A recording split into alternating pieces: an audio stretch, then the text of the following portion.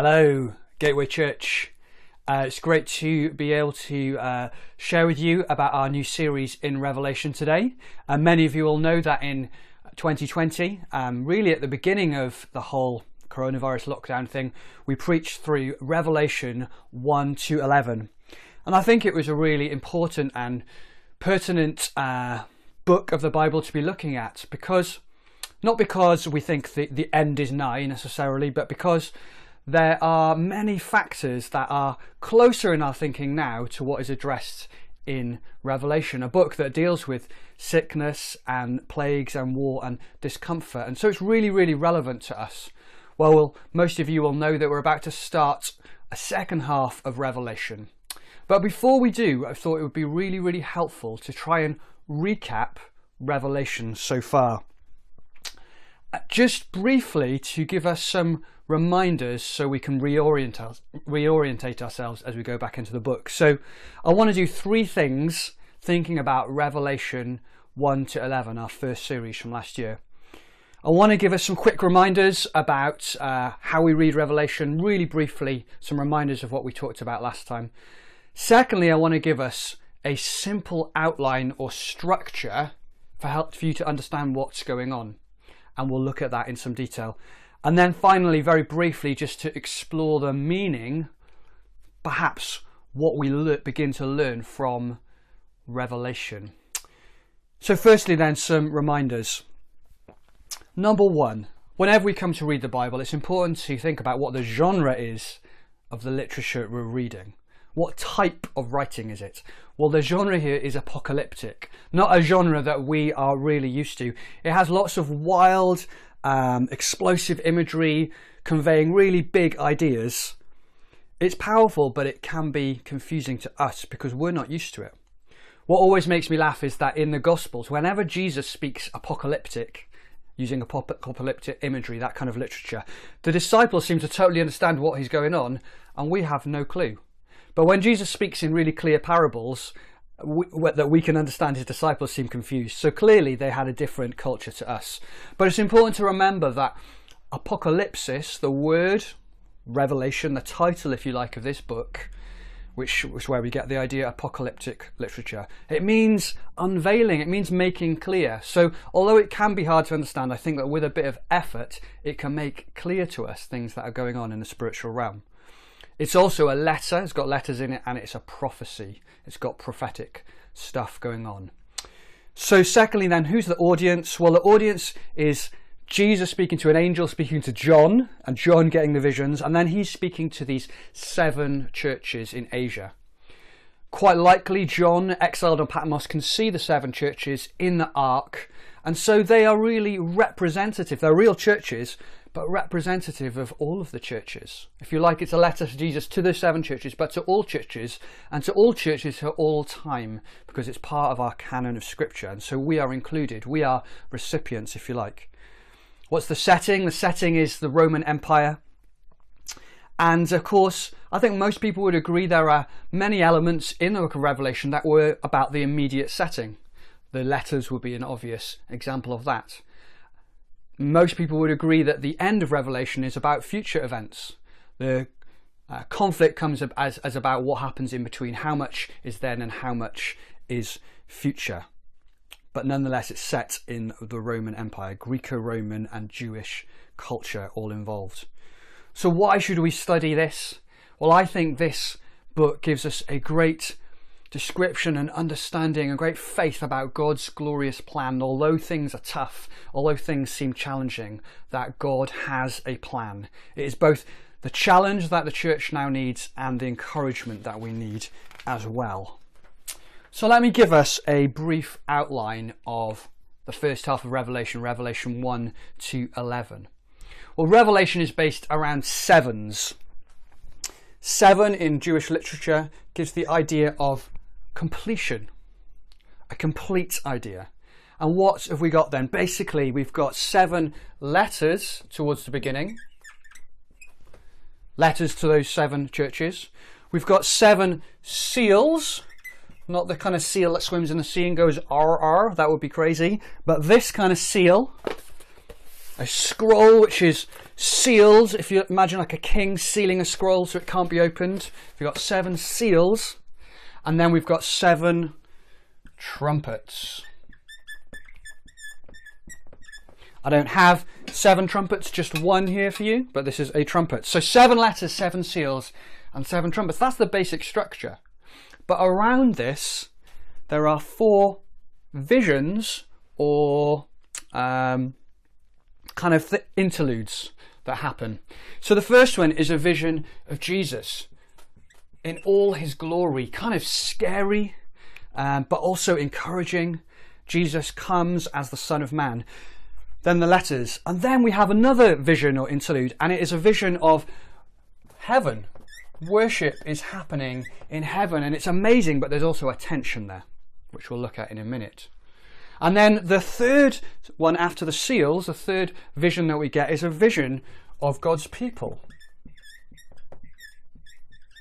That's done in several ways, but the most famous perhaps is the multitude, the great multitude from every nation that gathers. And then there's after the trumpets, there's another vision of God's people, but this time shown as 2 witnesses.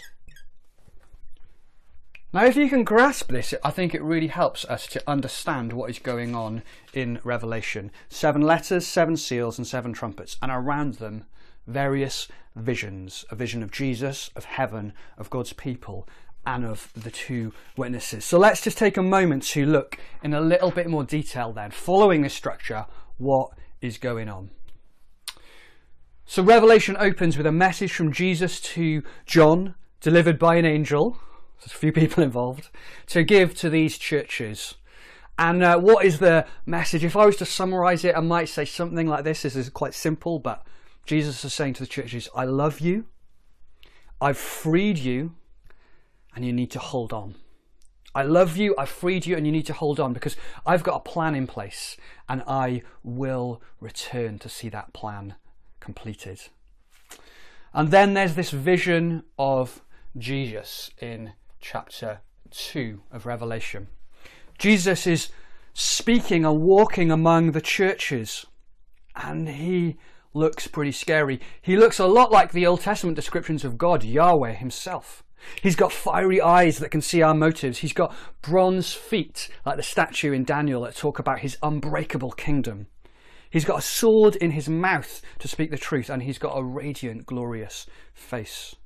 Jesus says to them, fear not, I have overcome death. And then we enter that was actually part of chapter 1. Then we enter the letters in chapter 2 and 3. Jesus speaks to each of these 7 churches in that arc around Patmos, 7 churches in Asia. To the churches that are weak and struggling, he speaks encouragement. To the churches that are proud or have forsaken him, he speaks warning. And to many of the churches, he says both encouragement and warning. And these are such brilliant letters, so worth rereading for any of us. I would encourage you to go back to that. And what is the general message? Again, in really simple terms, what's the message of Jesus to these churches? There's some variation, but I think if we put it together, it would be something like this. Jesus saying, I'm among you, I can see you, I need you to keep going, I need you to persevere, don't fear. There's a crown of life for those who hold on. Don't compromise. Follow me. I've conquered death, and you will conquer death too if you trust in me. Jesus is conveying that he is over all things. He has all authority, and there is a certain future. However hard things look back, I am coming back soon, he says. And these are the kind of themes that are developed throughout Revelation. So as we continue through the book of Revelation, through chapters 1 to 11, I think the opening and the letters form a really helpful anchor. If we get lost in the imagery of the things that come next, I think it's a good place to go back to remember what the main themes are. They help us understand. So what's next? Well, we have this second interlude, a vision of heaven. What's going on? Well, there's an amazing worship scene. Songs around God's throne to God himself of his holiness, of his worth. Holy, holy, holy, worthy are you, Lord. But then we realise that there's a problem. John realises there's a problem. There's a scroll that contains the things that must happen, the things that must take place, if you like, in some sense, God's will, the things that need to happen for the world. I bet if you or me knew that there was a scroll with the future on, with God's will for this world and the cosmos, we'd want to open it, right? And they want to open it too, but no one there can open it to find out what is going to happen. Everyone wants to know, but one steps forward. One from the tribe of Judah, who's first thought of as the Lion of the tribe of Judah, but when John turns, he sees, no, actually, it's a lamb. A lamb that was slain, Jesus Christ. And Jesus is worthy to open the scroll.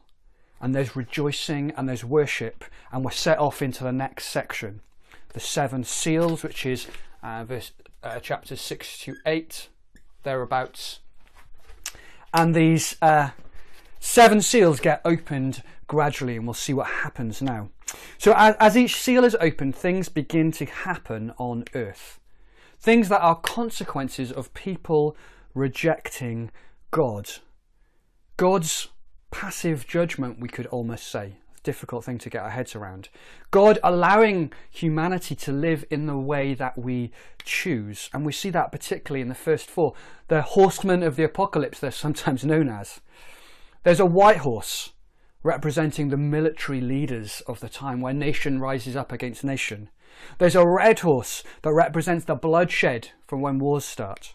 There's the black horse that represents famine that happens when wars happen. Food provision often stops. And there's the pale horse representing death that comes through military leaders, bloodshed and famine. They're earthly judgments where God is allowing us to have our way. But then the 5th, 6th and 7th seal are bigger. They're more cosmic.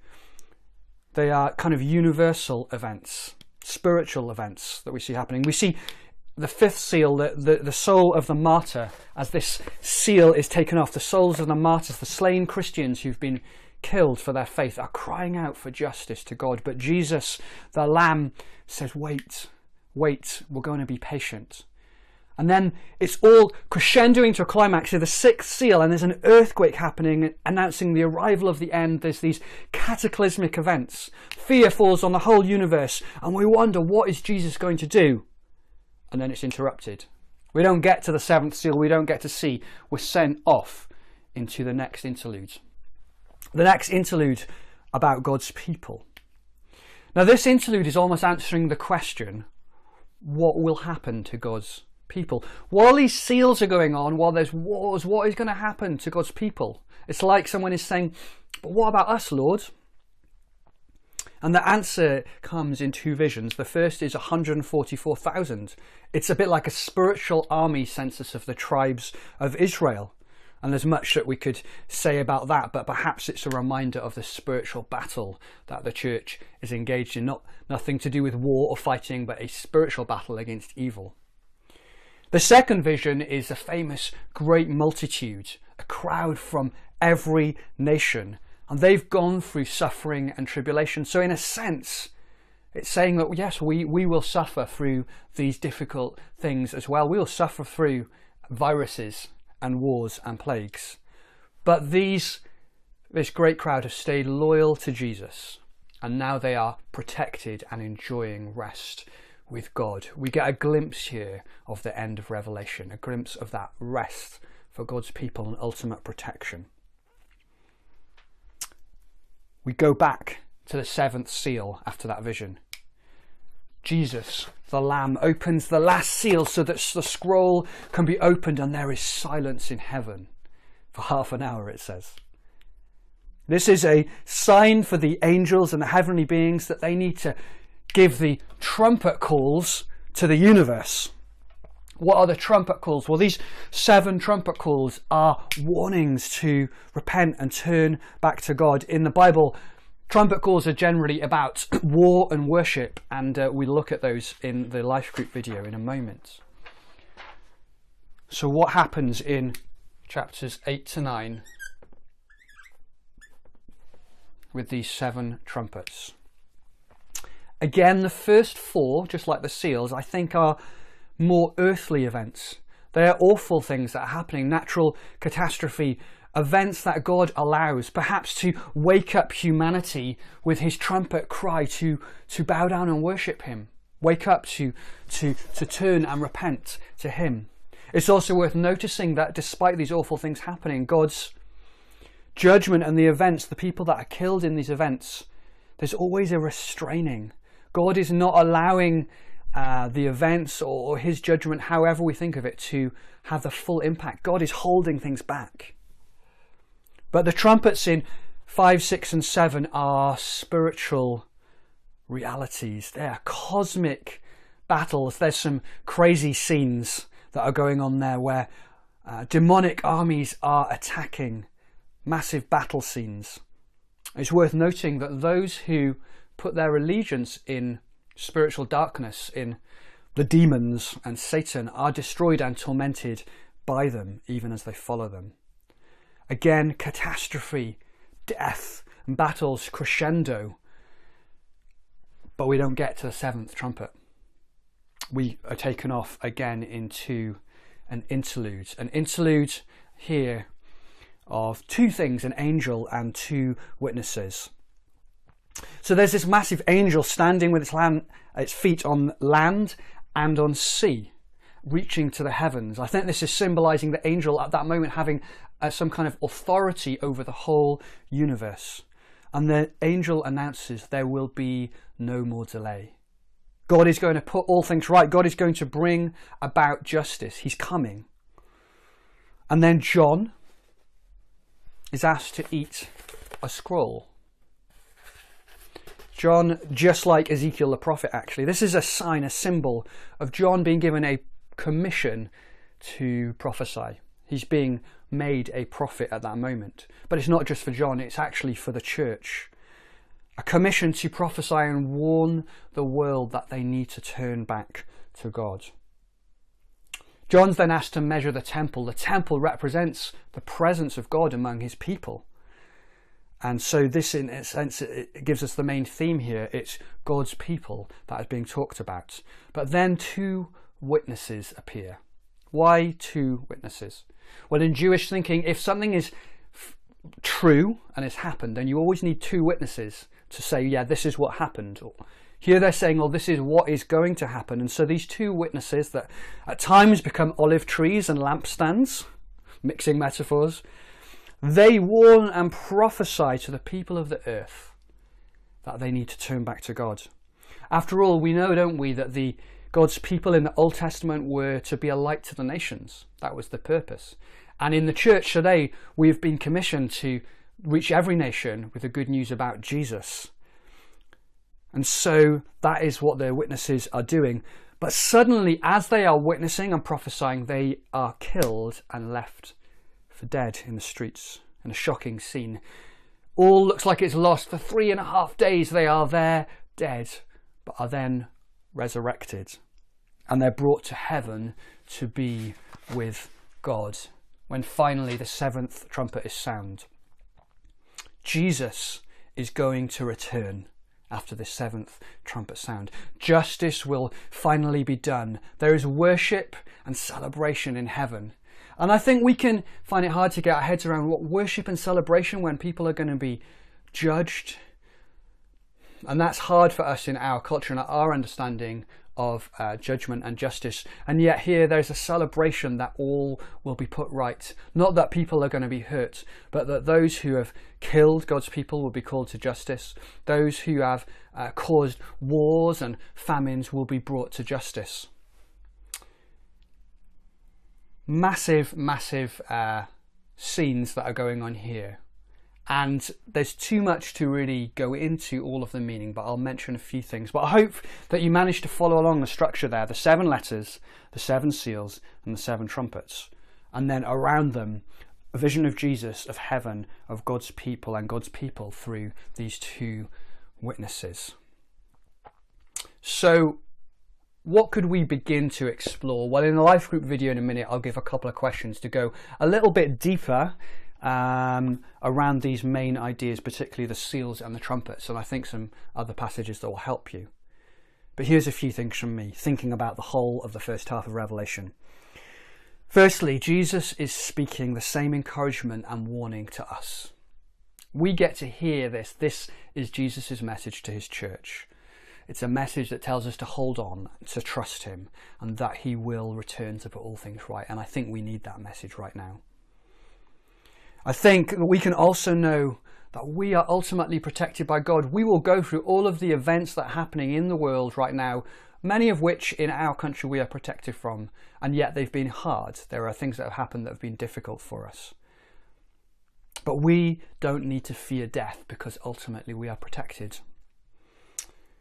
There's an encouragement to keep worshipping, and there's an encouragement to keep witnessing, and the church needs that, Gateway needs that right now. The 7 seals, although talking about disturbing events, show us what happens in our world when we don't trust God, how evil, war and famine will destroy, and they still do. The 7 trumpets show us God's desire to warn and help people turn back to him. The visions of God's people encourage us that in God, unity is actually possible. He will bring us through all suffering and trials to be united in him. The witnesses, as I said, remind us of our role to be witnesses of the good news of Jesus Christ, and that whatever happens, he will keep us safe, because we too, like him, will be raised to life. So I'm going to stop here, and there will be just a few questions for those who want to, or those who are in life groups, to go a little bit deeper with understanding these main themes. And I hope this is going to really help us as we go into Revelation chapter 12, right to the end in our series Revelation Part 2. Thanks, guys.